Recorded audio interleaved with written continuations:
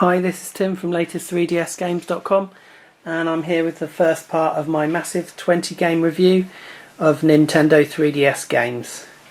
And it's going to be split into three parts. There's going to be two lots of 7 games each in the first two parts, and then I'm going to leave my final 6, which I think are the 6 best games available for the Nintendo 3DS system at the moment, for the final part. And going to give a general overview of each game, go through the gameplay options, and obviously we'll look at the graphics, the sound and the 3D effect on each game, and then I'm going to give a verdict on each game as well. So here we go, jumping straight into the first part.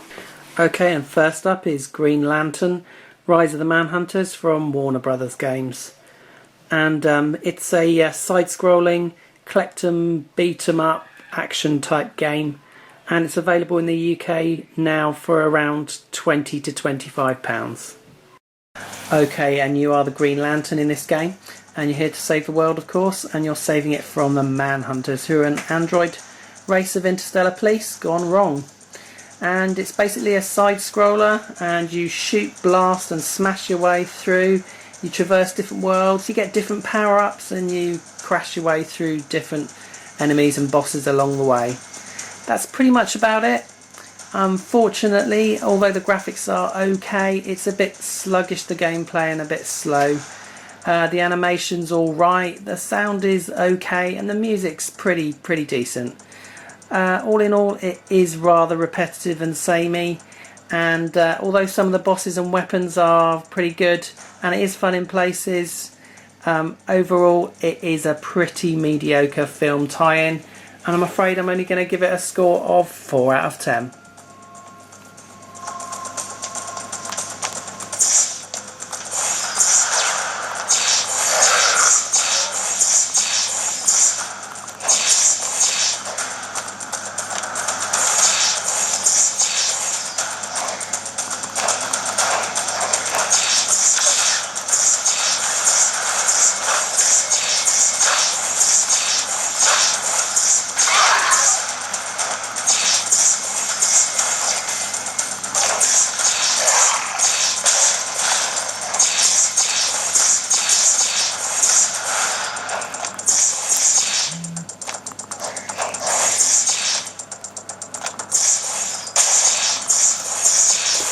Okay, and next up is Asphalt 3D from Ubisoft, and this is an arcade style racer, and it's available for as low as £15 in the UK, and this is one of the launch titles with the Nintendo 3DS system.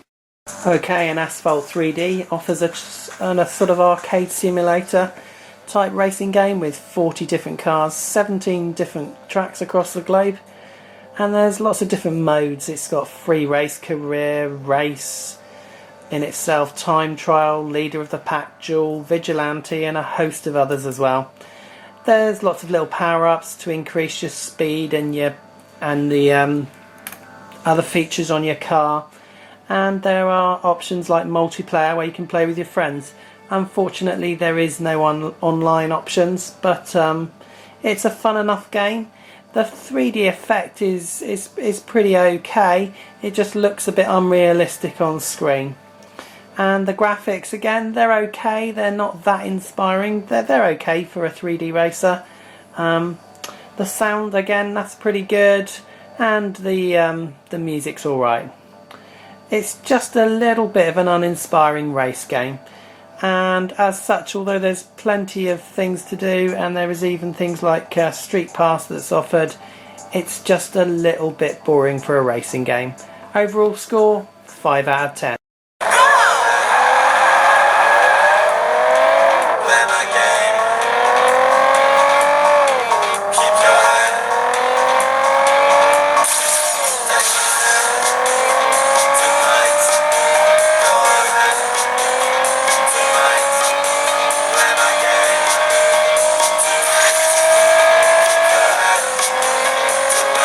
Okay, and our third game is Puzzle Bobble Universe, and this is called Bust a Move in the US, and it's distributed by Square, and I think it's made by Taito.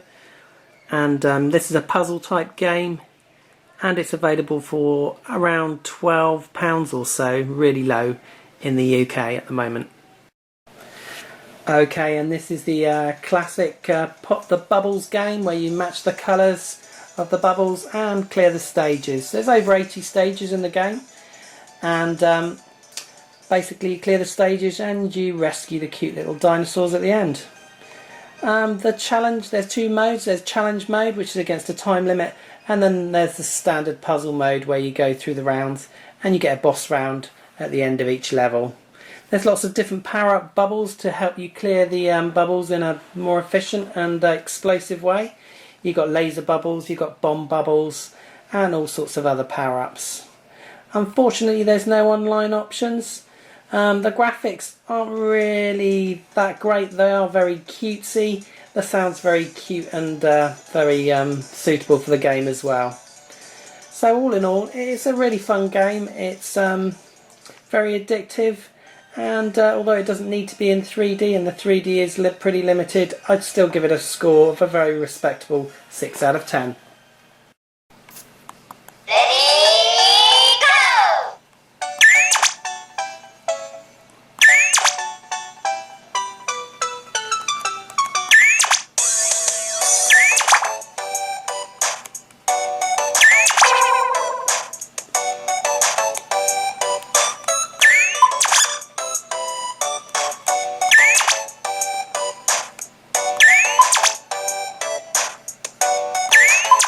Okay, and the fourth game I'm looking at today is Steel Diver. This is a Nintendo release, and it's a side-scrolling shooting type exploration game with a submarine. And it's available in the UK now for around £20 to £25. Okay, and Steel Diver. Well, you pilot your submarine through hostile waters in 30 side-scrolling missions. And as you can see, you go along through the caverns, and you take out enemy boats, enemy monsters, sea monsters, and you guide your way through the passages to the end of the mission. There's also a periscope strike first person view where you can take out enemy boats, etc.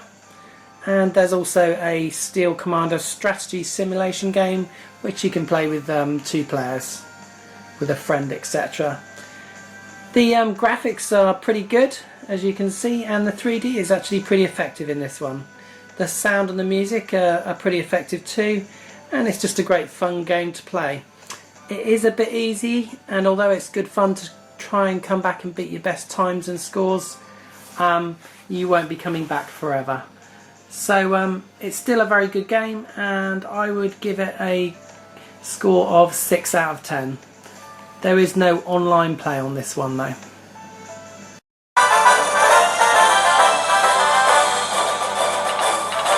All ahead, blank.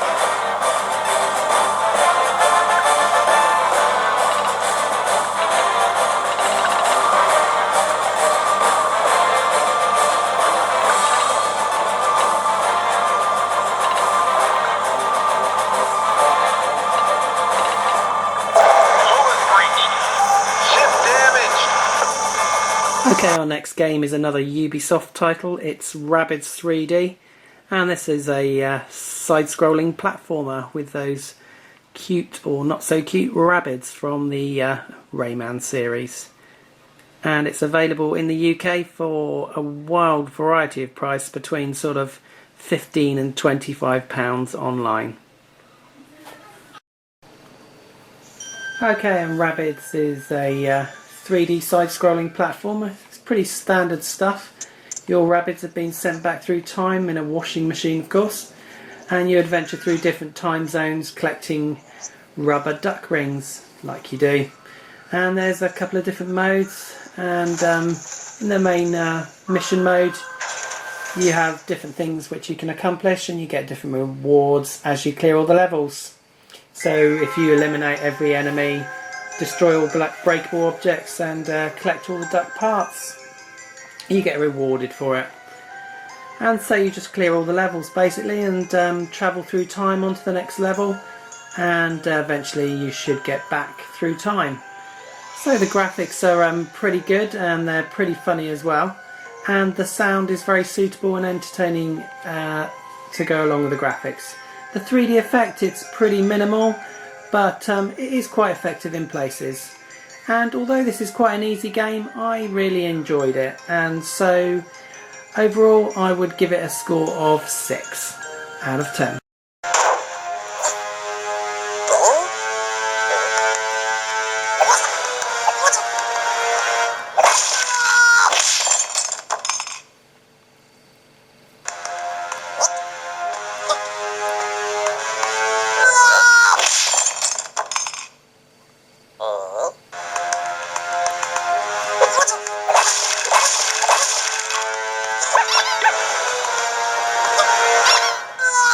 Okay, and our 6th game today is Naruto Shippuden, the new era, and that's by 505 Games, and it's another side-scrolling beat 'em up, slash 'em up, collect 'em up type game, and it's out in the UK only in a few places though, it seems, for around £20 to £25.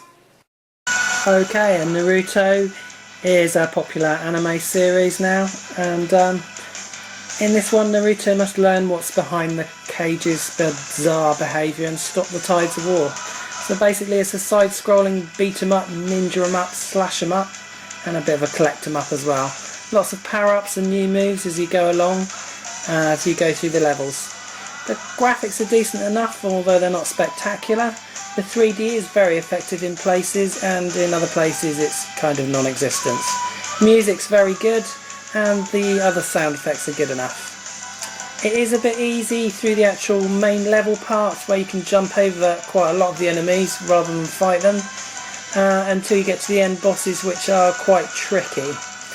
And the levels do get better as you progress, which is a very nice touch, and you can unlock different playable characters, although that is quite difficult to do that. So in all, it's a pretty good game and it is great fun, but it is a little bit repetitive. So overall, I'm afraid it's another 6 out of 10.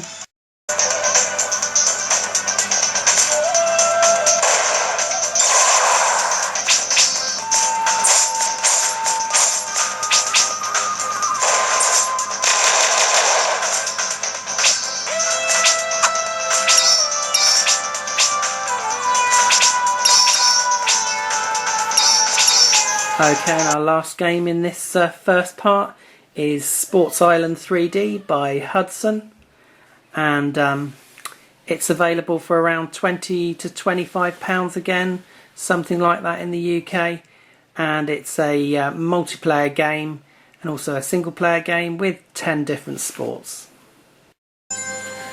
Okay, and Sports Island, our final game, and it's a multiplayer game and also obviously a single player game.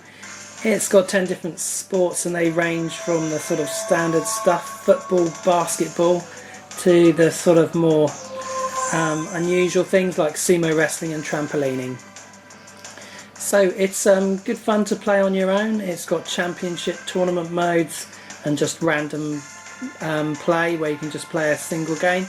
Obviously it comes into its own when you're playing with more than one player, and it's great fun with 2 or more players.